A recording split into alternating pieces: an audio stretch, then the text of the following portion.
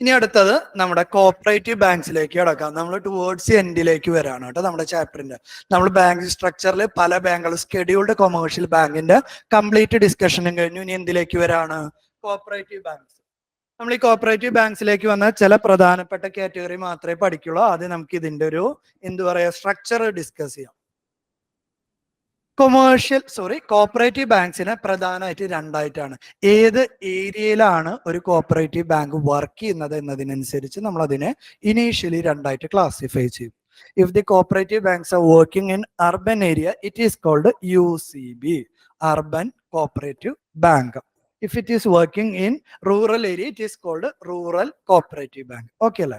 ഇനി urban cooperative ബാങ്കിനെയും രണ്ടായിട്ട് divide ചെയ്യും. Scheduled and non scheduled. എങ്ങനെയായിരിക്കും ആ പേര് വരാൻ സാധ്യത? ബാങ്കിങ് റെഗുലേഷൻ ആക്ടില് സെക്കൻഡ് സ്കെഡ്യൂളിൽ വരുന്ന കോപ്പറേറ്റീവ് ബാങ്ക് ആണെങ്കിൽ അതിനെ സ്കെഡ്യൂൾഡ് അർബൻ കോപ്പറേറ്റീവ് ബാങ്ക് എന്നും, സെക്കൻഡ് സ്കെഡ്യൂളിൽ വരാത്തതിനെ non scheduled urban cooperative bank എന്നും പറയും. ഒരു കാര്യം ചോദിച്ചോട്ടെ, ഈ കോപ്പറേറ്റീവ്സ് എന്ന് പറയുന്നത് ഏത് ലിസ്റ്റിൽ വരുന്ന സബ്ജക്റ്റ് ആണ്? നമുക്ക് 3 ലിസ്റ്റുകൾ ഉണ്ട് അല്ലെ? ഏതൊക്കെയാണ്? State list, central list, concurrent list. Cooperatives ഏതിൽ വരുന്ന ആശയമാണ്? സ്റ്റേറ്റ് ലിസ്റ്റിൽ വരുന്ന ആശയമാണ് അല്ലെ? സ്റ്റേറ്റ് ലിസ്റ്റിൽ വരുന്ന ആശയമാണ്. പക്ഷെ കൺകറന്റിൽ വരുന്ന വേറൊരു കാര്യം ഉണ്ടല്ലോ, മൾട്ടി സ്റ്റേറ്റ് കോപ്പറേറ്റീവ്സ്. ഇപ്പോ കൺകറന്റ് ലിസ്റ്റിലുള്ള ആശയമാണെങ്കിൽ ആർക്കും നിയമം ഇറക്കാം, പാർലമെന്റിനും നിയമം ഇറക്കാം. ഇപ്പോൾ മൾട്ടി സ്റ്റേറ്റ് കോപ്പറേറ്റീവ്സ് ആണെങ്കിൽ ജനറലി അതിന്റെ കൺട്രോൾ സെൻട്രൽ ഗവൺമെന്റിന്റെ കയ്യിലാവും. ഒരു സ്റ്റേറ്റിന്റെ ഉള്ളിൽ മാത്രം വർക്ക് ചെയ്യുന്ന കോപ്പറേറ്റീവ്സ് ആണെങ്കിൽ അതിന്റെ കൺട്രോള് ആ സ്റ്റേറ്റ് ഗവൺമെന്റിനായിരിക്കും കേട്ടോ. ഈ ഒരു ആശയം നിങ്ങളുടെ കയ്യിൽ വേണം. കാരണം ഈ കോപ്പറേറ്റീവ്സുമായി ബന്ധപ്പെട്ട ഒരു പാർലമെന്റ് ഒരു നിയമം റീസെന്റ് പാസ്സാക്കിയിട്ടുണ്ടായിരുന്നു. അതിലെ സ്റ്റേറ്റുമായി ബന്ധപ്പെട്ട ഭാഗം സുപ്രീം കോടതി എന്ത് ചെയ്തിട്ടുണ്ടായിരുന്നു? വേർഡിക്റ്റ് പ്രകാരം അത് ഇല്ലാതാക്കിയിട്ടുണ്ടായിരുന്നു. മൾട്ടി സ്റ്റേറ്റ് മാത്രമാണ് വാലിഡ് ആവുള്ളൂ. കാരണം എന്താ? സ്റ്റേറ്റ് സബ്ജക്റ്റിൽ ആർക്ക് നിയമം പാസ്സാക്കാൻ പറ്റില്ല? പറ്റുന്ന കണ്ടീഷൻസ് ഉണ്ട് കേട്ടാ. നോർമൽ ടൈമിൽ സ്റ്റേറ്റ് സബ്ജക്റ്റിൽ ആർക്ക് നിയമം പാസ്സാക്കാൻ പറ്റില്ല? പാർലമെന്റിന് നിയമം പാസ്സാക്കാൻ പറ്റില്ല. പറഞ്ഞു എന്നുള്ളൂ. ഈ ഒരു ആശയമാണ് ഞാൻ ഇവിടേക്ക് എടുത്തിട്ടുള്ളത്. ഈ സ്കെഡ്യൂൾഡ് അർബൻ കോപ്പറേറ്റീവ് ബാങ്ക് ആണെങ്കിലും ഒരു സിംഗിൾ സ്റ്റേറ്റിൽ വർക്ക് ചെയ്യുന്നത്. എക്സാമ്പിൾ നമുക്ക് കേരള ബാങ്ക് എന്ന് പറയുന്ന ആശയമുണ്ട്. കേരള ബാങ്ക് എന്ന് പറയുന്നത് കേരളത്തിൽ മാത്രമാണ് അതിന് ബ്രാഞ്ചസ് ഉള്ളൂ. പഞ്ചാബ് നാഷണൽ ബാങ്ക് എന്ന് പറയുന്ന ഒരു കോപ്പറേറ്റീവ് ബാങ്ക്സ് ഉണ്ട്. അത് ഒന്നിലധികം സ്റ്റേറ്റുകളിൽ വർക്ക് ചെയ്യുന്നത്. മഹാരാഷ്ട്ര കോപ്പറേറ്റീവ് ബാങ്ക്സ് അതൊക്കെ ഒന്നിലധികം ബാങ്ക് സ്റ്റേറ്റിൽ വർക്ക് ചെയ്യുന്നതാണ് കേട്ടോ. നോൺ സ്കെഡ്യൂൾഡ് സിംഗിൾ ഉണ്ട്. ഇതൊന്നും അത്ര ഇമ്പോർട്ടന്റ് അല്ല കേട്ടോ, ജസ്റ്റ് മനസ്സിലാക്കാം. Single state, multi state. ഇനി റൂറൽ ഏരിയയിൽ വർക്ക് ചെയ്യുന്നതാണെങ്കിൽ ഷോർട്ട് ടൈം, ലോങ് ടൈം എന്ന് പറയുന്നത് ബേസിക്കലി അവർ കൊടുക്കുന്ന ലോണിന്റെ കാലാവധിക്ക് അനുസരിച്ചിട്ടാണ്. ഷോർട്ടസ്റ്റ് ടൈമിലേക്ക് ലോണ് കൊടുക്കുന്നത് 3 കാറ്റഗറിയാണുള്ളത്. Primary agricultural credit society, district central cooperative bank, state cooperative bank. ഇത് ഞാനൊരു എക്സാമ്പിൾ പറയാലോ ഷോർട്ട് ടൈമിന്. പ്രൈമറി അഗ്രികൾച്ചറൽ ക്രെഡിറ്റ് സൊസൈറ്റി, ഞാൻ അതിന് ചുരുക്കി ഇങ്ങനെ എഴുതട്ടെ, PACS. Primary agricultural credit society ഫാർമേഴ്സിന് ഇപ്പൊ ഏതെങ്കിലും ഒരു സോയിങ് സീസൺ വരാന്ന് വിചാരിക്കുക. സോയിങ് സീസൺസ് 3 ഉണ്ട് എന്ന് നമുക്കറിയാം. ഏതൊക്കെയാ? ഖാരിഫ്, റാബി, സെയ്ദ് അല്ലെ? അപ്പൊ ഈ ഖാരിഫ് സീസണിന് മുന്നേ ഇൻപുട്സ്, ഫെർട്ടിലൈസർ അല്ലെങ്കിൽ സീഡ് ഇതേപോലെയുള്ളതൊക്കെ വാങ്ങാൻ വേണ്ടിയിട്ട് PACS എന്ത് ചെയ്യും? ഫാർമേഴ്സിന് ഒരു ലോൺ കൊടുക്കും. ആ ലോണിന്റെ കാലാവധി എന്ന് പറയുന്നത് എന്തായിരിക്കും? ഖാരിഫ് ക്രോപ്പ് സോ ചെയ്ത് ഹാർവെസ്റ്റ് ചെയ്ത് കിട്ടുന്ന റിട്ടേൺ ഉപയോഗിച്ച് എന്ത് ചെയ്യേണ്ടി വരും?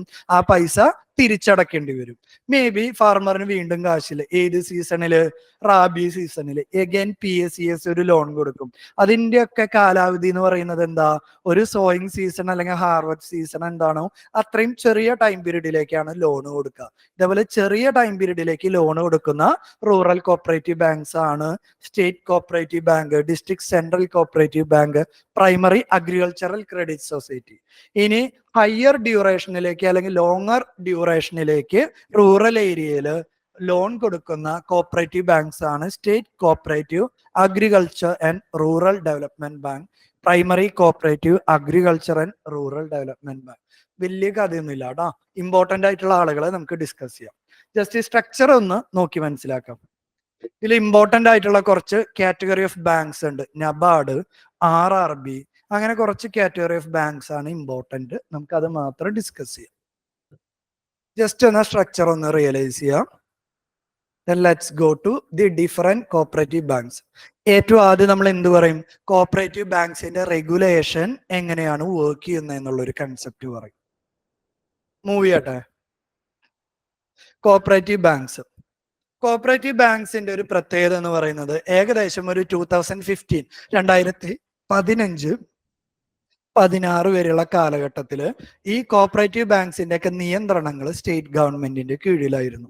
അപ്പൊ ഈ സ്റ്റേറ്റ് ഗവൺമെന്റിന്റെ കീഴിൽ കോപ്പറേറ്റീവ് ബാങ്ക്സ് ഉള്ളപ്പോൾ ഒരുപാട് മിസ്മാനേജ്മെന്റ് ഓഫ് ഫണ്ട്സ് നടന്നിരുന്നു.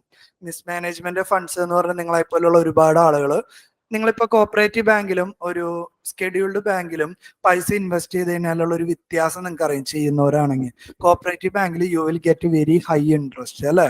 നോർമൽ ബാങ്കുകളിൽ ഒരു 7% 8% പലിശ അല്ലെങ്കിൽ ഇൻട്രസ്റ്റ് എങ്കിൽ കോപ്പറേറ്റീവ് ബാങ്ക്സ് നിങ്ങൾക്ക് 10-11% ഹയർ ഇൻട്രസ്റ്റ് തരും. അപ്പൊ പല ആളുകളും അവരുടെ കള്ളപ്പണം അതേപോലെ അൺഅക്കൗണ്ടഡ് മണീസ് ഒക്കെ കീപ്പ് ചെയ്യാൻ ഉപയോഗിക്കുന്ന ഒരു സോഴ്സ് എന്ന് പറയുന്നത് കോപ്പറേറ്റീവ് ബാങ്ക്സ് ആണ്. ഗുജറാത്തിലെ കോപ്പറേറ്റീവ് ബാങ്ക്സിൽ പല പ്രമുഖരുടെയും ഹയർ എമൗണ്ട് ഓഫ് മണി ഉണ്ട്. ഓക്കെ അല്ലേ?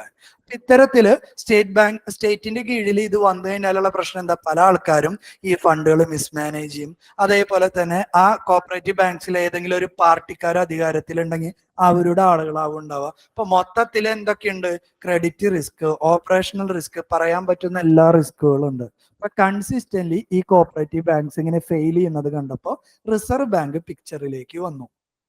എന്ത്? പാർലമെന്റ് നിയമം പാസാക്കി കോപ്പറേറ്റീവ് ബാങ്ക്സിന്റെ കൺട്രോള്, എസ്പെഷ്യലി അർബൻ കോപ്പറേറ്റീവ് ബാങ്ക്സിന്റെ കൺട്രോള് ആരുടെ കീഴിൽ കൊണ്ടുവന്നു? റിസർവ് ബാങ്ക് ഓഫ് ഇന്ത്യയുടെ കീഴിൽ കൊണ്ടുവന്നിട്ടുണ്ടായിരുന്നു. 2018-19 ടൈമില് ഒരുപാട് UCB റിസർവ് ബാങ്ക് ഓഫ് ഇന്ത്യയുടെ PCA ഫ്രെയിംവർക്കിന്റെ കീഴിലുണ്ടായിരുന്നു. ഒന്ന് ഇന്റർപ്രറ്റ് ചെയ്ത ഞാൻ പറഞ്ഞ സ്റ്റേറ്റ്മെന്റ്. ഒരുപാട് urban cooperative bank reserve bank of ഇന്ത്യയുടെ PCA ഫ്രെയിംവർക്കിൽ ഉണ്ടായിരുന്നു എന്ന് പറഞ്ഞതിന്റെ മീനിങ് എന്താ? ഒരുപാട് urban cooperative banks consistently fail ചെയ്യാൻ തുടങ്ങിയിട്ടുണ്ടായിരുന്നു. അപ്പൊ അത് തകരാതിരിക്കാൻ വേണ്ടി RBI എന്ത് ചെയ്തു? അതിന്റെ മാനേജ്മെന്റ് ഏറ്റെടുത്ത് വേറെ ആൾക്കാരെ വെച്ച് റീപ്ലേസ് ചെയ്ത് ആ ബാങ്കുകളൊക്കെ പതുക്കെ പ്രോഫിറ്റിലേക്ക് ലീഡ് ചെയ്തിട്ടുണ്ടായിരുന്നു. So it came under RBI. ഒരു ബാക്ക്ഗ്രൗണ്ട് ഓക്കെ ആണോ? പ്രശ്നമില്ലല്ലോ. നേരിട്ട് പോസ്റ്റ് ഇൻഡിപെൻഡൻസ് നേരിട്ട് RBIക്ക് അധികാരം കൊടുക്കാത്തതിന് കാരണം കോപ്പറേറ്റീവ് എന്ന് പറയുന്നത് ഏത് സബ്ജക്റ്റ് ആയതുകൊണ്ടാണ്? സ്റ്റേറ്റ് സബ്ജക്റ്റ് ആയതുകൊണ്ടാണ് കേട്ടോ. അപ്പൊ അതിനെ കുറിച്ചുള്ള കുറച്ച് ഡയലോഗുകളാണ് ഏറ്റവും ആദ്യം. In 1966, those banks with a paid up share capital and reserve of rupees 1 lakh were brought under the purview of Banking Regulation Act. Banking regulation ആക്ടിന്റെ കീഴിലാണെങ്കിൽ അപ്പോഴും ആരുടെ കൺട്രോൾ ഇല്ല? RBIയുടെ കൺട്രോൾ ഇല്ല. കൺട്രോൾ ചെയ്തിരുന്നത് സ്റ്റേറ്റ് രജിസ്ട്രാർ ജനറൽ എന്ന് പറയുന്ന ഒരു ഓഫീസാണ് കോപ്പറേറ്റീവ് ബാങ്കിന്. ആരാണ്? സ്റ്റേറ്റ് രജിസ്ട്രാർ ജനറൽ എന്ന് പറയുന്ന ഒരു ഓഫീസാണ് കോപ്പറേറ്റീവ് ബാങ്ക്സിനെ റെഗുലേറ്റ് ചെയ്തുകൊണ്ടിരുന്നത്. ഓക്കെ അല്ലേ? ആ ഒരു സിറ്റുവേഷനിൽ നിന്നാണ് പതുക്കെ എന്തിലേക്ക് വരുന്നത്? Urban cooperative banks amending banking regulation RBIയുടെ കീഴിലേക്ക് UCBസിനെ കൊണ്ടുവരാണ്. എന്താ കാരണം? The reserve bank has been given powers over the management of the UCBs owing to which it can issue direction relating to management of UCB. എന്തൊക്കെ തരത്തിലുള്ള management, എന്തൊക്കെ തരത്തിലുള്ള ഡയറക്ഷൻ RBIക്ക് കൊടുക്കാൻ വേണ്ടി പറ്റും? Approval four appointment of chairman of MD or CEO. പ്രധാന പ്രശ്നം cooperative ബാങ്ക്സിന്റെ എന്താണ്? തലപ്പത്തുള്ള ആളുകളുടെ മിസ്മാനേജ്മെന്റ് ഓഫ് മണി അല്ലെങ്കിൽ മിസ്മാനേജ്മെന്റ് ഓഫ് പവർ ആണ്. So whenever a chairman or CEO or MD of a UCB is to be appointed, it has to be approved from RBI. Okay അല്ലേ? ഏത് risk ആണ് ഇപ്പൊ address ചെയ്തത്? 3 തരം റിസ്കിന്റെ കാര്യം ഞാൻ പറഞ്ഞില്ലേ. ഏത് റിസ്ക് ഇപ്പൊ അഡ്രസ് ചെയ്ത? ഓപ്പറേഷണൽ റിസ്ക് ഈസ് അഡ്രസ്ഡ് അല്ലെ.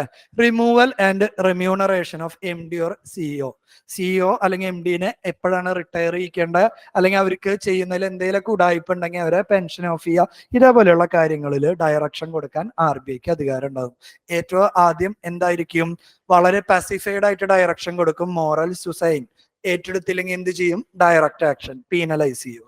Okay, further, the board of UCBs would be required to have not less than 51% members having അടുത്ത ഇമ്പോർട്ടന്റ് ഓപ്പറേഷണൽ റിസ്ക് അഡ്രസ് ചെയ്യാനുള്ള അടുത്ത ഇമ്പോർട്ടന്റ് സാധാരണ കോപ്പറേറ്റീവ് ബാങ്ക്സിന്റെ ഒക്കെ ഗവേണിംഗ് ബോർഡിൽ മിക്കവാറും ഉണ്ടാവുക ഏത് പാർട്ടിയാണോ സ്റ്റേറ്റിൽ ഭരിക്കുന്നത് അവർ റെക്കമെൻഡ് ചെയ്ത മെമ്പേഴ്സ് ആയിരിക്കും യൂഷ്വലി ഉണ്ടാവുക. They don't have any experience on banking, public finance, they have only experienced in corruption. അല്ലെ, ഒരു ആകെ കൂടി എക്സ്പീരിയൻസ് കറപ്ഷനിലേ ഉണ്ടാവുള്ളൂ, അല്ലാതെ വേറൊരു എക്സ്പീരിയൻസും ഇല്ല. ഇപ്പൊ RBI ഗൈഡ് ലൈൻ ഇറക്കി, എന്താ ഗവേണിംഗ് ബോഡിയിലുള്ള മെമ്പേഴ്സിൽ more than 50%. Why more than 50%? ഏതൊരു ഡിസിഷൻ പാസ് ആവണമെങ്കിലും ഒരു ബോർഡ് ടൈപ്പ് ഒരു ഡിസിഷൻ പാസ് ആവണമെങ്കിൽ മെജോറിറ്റി ഡിസിഷൻസ് അല്ലേ നോക്കാം. So more than 51% of the members should be from special knowledge or practical experience in banking or public finance or economics. Okay, the RBI has been empowered to supersede the board of directors of a UCB if their maladministration or mismanagement of power is happening. RBI can supersede this governing board. Okay, majorly focusing on operational risk. പ്രധാനമായിട്ടും UCBസിന്റെ പ്രശ്നം operational risk ആണ്. Further points എന്താണ്? Further points: provisions of the revised act will enable UCB to raise capital by issue of equity or preference. Generally അവർക്ക് bond അല്ലെങ്കിൽ share ഇറക്കിയിട്ട് എന്ത്, മുൻകാലങ്ങളിലാണെങ്കിൽ കോപ്പറേറ്റീവ് ബാങ്ക്സിന് ബോണ്ടും ഷെയറൊന്നും ഇഷ്യൂ, സ്പെസിഫിക്കലി ബോണ്ട് ഇഷ്യൂ ചെയ്യാൻ പറ്റാറില്ല, ഷെയർ പിന്നെ അവർ ഉപയോഗിക്കാറുണ്ട്. ബോണ്ട്സ് ഉപയോഗിക്കുന്നത് വളരെ കുറവായിരുന്നു. RBI ഇപ്പൊ പുതിയ ഗൈഡ് ലൈൻ പ്രകാരം പറയാണ്, അർബൻ കോപ്പറേറ്റീവ് ബാങ്ക്സിന് ക്യാപിറ്റൽ ആവശ്യമുണ്ടെങ്കിൽ they can issue bonds. Okay ആണല്ലോ.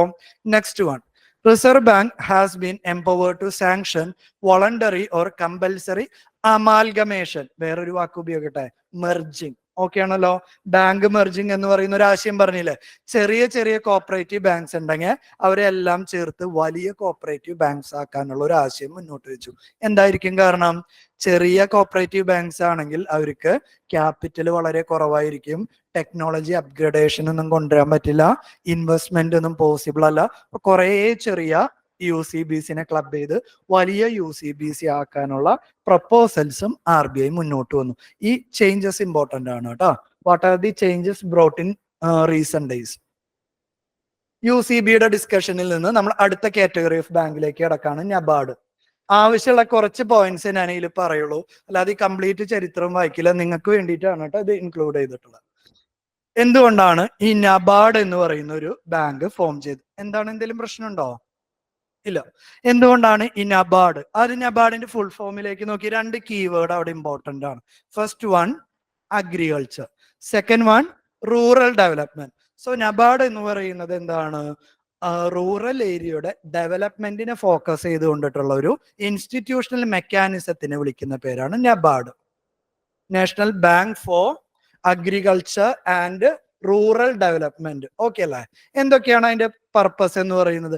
It is concerned with policy planning four economic activities in rural area and financial inclusion policy. ഒന്നും കൂടി ക്ലിയർ ആയിട്ട് പറയാം.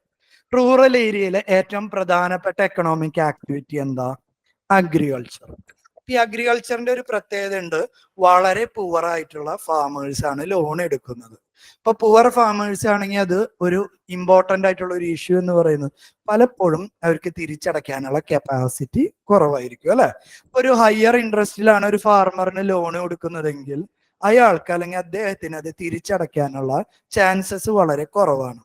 ഈ ഫാർമേഴ്സ് പോലെയുള്ള ആളുകളിലേക്ക് ചെറിയ ഇൻട്രസ്റ്റില് ലോൺസ് അവൈലബിൾ ആക്കുക എന്നതാണ് ആരുടെ പ്രധാന ഉദ്ദേശം? നബാർഡിന്റെ ഉദ്ദേശം. ഓക്കെ അല്ലേ? എന്താണ്? ഓൾറെഡി കവർ ചെയ്യാത്ത മാർജിനൽ സെക്ഷൻസിലേക്ക് കൂടുതൽ ലോൺസ് എത്തിക്കലാണ് നബാർഡിന്റെ ഒന്നാമത്തെ ഉദ്ദേശം. രണ്ടാമത്തെ ആശയം SHG എന്ന് പറയുന്ന ഒരു ആശയം കേട്ടിട്ടുണ്ടോ? നമ്മുടെ നാട്ടിലാണെങ്കിൽ അയൽക്കൂട്ടം അല്ലെങ്കിൽ കുടുംബശ്രീ എന്നൊക്കെ പറയുന്ന ഒരു ആശയമുണ്ട്. Self help groups, majorly woman എംപവർമെന്റിന് വേണ്ടി തുടങ്ങിയിട്ടുള്ള ഒരു പോളിസി അല്ലെങ്കിൽ സ്കീമാണ്. സിമിലർ എക്കണോമിക് സിറ്റുവേഷനിലുള്ള ആളുകൾ ഒരുമിച്ച് ഏതെങ്കിലും ഒരു എക്കണോമിക് ആക്ടിവിറ്റി ചെയ്യുന്നതിന് വിളിക്കുന്ന പേരാണ് SHG. നമ്മുടെ കേസിലാണെങ്കിൽ ഇന്ത്യയിലെ ഏറ്റവും സക്സസ്ഫുൾ ആയിട്ടുള്ള SHG മോഡലാണ് കുടുംബശ്രീ മോഡൽ എന്ന് പറയുന്നത്. എന്താണ്? ഒരുപാട് വുമൺസിന് ജോബ് ട്രെയിനിങ് കിട്ടി, എഡ്യൂക്കേഷൻ കിട്ടി, and their financial literacy improved. ഇപ്പൊ വുമൺ എംപവർമെന്റ് എന്ന് പറയുന്നത് എന്തിലേക്കാണ് ലീഡ് ചെയ്യുന്നത്? ഫൈനാൻഷ്യൽ ഇൻക്ലൂഷൻ എന്ന് പറയുന്ന ഒരു കൺസെപ്റ്റിലേക്കാണ്. അപ്പൊ അടുത്തൊരു പോയിന്റ് ഞാൻ പറയും, കുറെ കാര്യങ്ങൾ പറയുന്നതൊക്കെ മെയിൻസിന് ചോദിക്കുന്നതാണ് കേട്ടോ. Financial inclusion. ഫൈനാൻഷ്യൽ ഇൻക്ലൂഷൻ എന്ന് പറഞ്ഞു കഴിഞ്ഞാൽ നിങ്ങളുടെ കയ്യിൽ പൈസ ഉണ്ടെങ്കിൽ നിങ്ങൾക്കത് ബാങ്കിൽ ഡെപ്പോസിറ്റ് ചെയ്യാനുള്ള ഒരു ഓപ്ഷൻ, നിങ്ങൾക്ക് പൈസ ആവശ്യമുണ്ടെങ്കിൽ നിങ്ങൾക്ക് ഒരു ലോൺ എടുക്കാനുള്ള ഓപ്ഷൻ, ഇതെല്ലാം നിങ്ങളിലേക്ക് ഈസിലി അവൈലബിൾ ആവുന്ന സിറ്റുവേഷനെ വിളിക്കുന്ന പേരാണ് ഫൈനാൻഷ്യൽ ഇൻക്ലൂഷൻ. ഫൈനാൻഷ്യൽ ഇൻക്ലൂഷൻ എന്ന് പറഞ്ഞ ഏറ്റവും മിനിമം മീനിങ് എന്താ? It is an opportunity to get the banking services easier. Banking services easier ആയിട്ട് കിട്ടണമെങ്കിൽ എന്ത് വേണം? നിങ്ങളിപ്പോ ഒരു റൂറൽ ഏരിയയിലാണെങ്കിൽ നിങ്ങൾ അടുത്ത് എന്ത് വേണം? ഒരു ബാങ്ക് വേണം അല്ലെ? ഇപ്പൊ രണ്ടാമത്തെ നബാർഡിന്റെ ഉദ്ദേശം എന്താ? റൂറൽ ഏരിയാസിലൊക്കെ ബാങ്കിന്റെ ബ്രാഞ്ചസ് എക്സ്പാൻഡ് ചെയ്യണം. റൂറൽ ഏരിയാസിലേക്ക് എന്ത് എക്സ്പാൻഡ് ചെയ്യണം? ബാങ്കുകളുടെ ബ്രാഞ്ചസ് എക്സ്പാൻഡ് ചെയ്യണം. ഓക്കെ ആണല്ലോ? അപ്പൊ ഈ റൂറൽ ഏരിയാസിലേക്ക് ബാങ്കുകളുടെ ബ്രാഞ്ചസ് എക്സ്പാൻഡ് ചെയ്യാനാണ് നബാർഡ് ഒരു ആശയം മുന്നോട്ട് വെച്ചിട്ടുള്ളത്, which is called RRB, regional rural bank. RRB. ഇപ്പൊ റീജിയണൽ റൂറൽ ബാങ്ക് ആണെങ്കിൽ ടെക്നിക്കലി അതിന്റെ സൂപ്പർവിഷൻ ആരുടെ കയ്യിലാ? RBIയുടെ കയ്യിലാ. പക്ഷെ RBI ആ സൂപ്പർവിഷന്റെ അധികാരം ആർക്ക് ഏൽപ്പിച്ചു കൊടുത്തിട്ടുണ്ട്?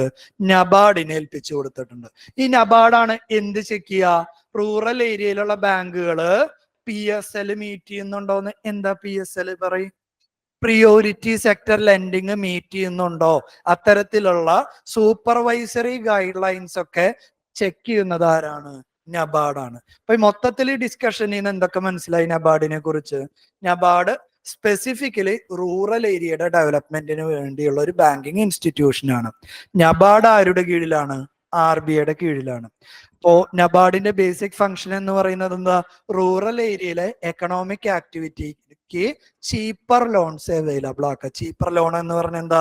ലോവർ ഇൻട്രസ്റ്റ് റേറ്റില് ലോൺസ് അവൈലബിൾ ആക്കലാണ് നബാർഡിന്റെ പ്രധാന ഉദ്ദേശം. ഈ നബാർഡിന്റെ കീഴിൽ വരുന്ന ഇൻസ്റ്റിറ്റ്യൂഷൻസ് ആണ് എന്ത്? RRB, regional rural bank. നബാർഡാണ് RRBയുടെ എന്ത് സൂപ്പർവൈസറി മെക്കാനിസം അല്ലെങ്കിൽ റെഗുലേഷൻ കണ്ടക്ട് ചെയ്യുന്നത്. ഓക്കെ ആണോ? ഇത്രയും കാര്യങ്ങൾ ഓക്കെ അല്ലേ? ഇതാണ് നബാർഡിനെ കുറിച്ച് അറിയാനുള്ളത്. ബാക്കിയൊന്നും നിങ്ങൾ ജസ്റ്റ് വായിക്കാം കേട്ടോ. ഈ നബാർഡ് ഇത് ഇങ്ങനെ ഒരു ഫണ്ട് കണ്ടക്ട് ചെയ്യുന്നതിനെ കുറിച്ച് ഞാൻ ഓൾറെഡി പറഞ്ഞല്ലോ. Rural infrastructure development fund. ഓർക്കുന്നു എന്താന്ന്? ഏതേലും ബാങ്കുകള് PSL എത്രയും മക്കളെ? സ്കെഡ്യൂൾഡ് കൊമേഴ്ഷ്യൽ ബാങ്കിന് ടോട്ടൽ കൊടുക്കുന്ന ലോണിന്റെ 40% PSL ആവണം. ഏതേലും ബാങ്കുകൾ PSL മീറ്റ് ചെയ്തില്ലെങ്കിൽ ബാക്കി പൈസ എന്തിൽ ഇൻവെസ്റ്റ് ചെയ്യണം എന്ന് പറഞ്ഞ? നബാർഡിന്റെ RIDF എന്ന് പറയുന്ന ഫണ്ടിൽ ഇൻവെസ്റ്റ് ചെയ്യണം എന്ന് പറഞ്ഞിട്ടുണ്ട്. ആ rural infrastructure development fund run ചെയ്യുന്നത് നബാർഡാണ്. ഇത്രയും പോയിന്റ്സ് ഓക്കെ അല്ലേ?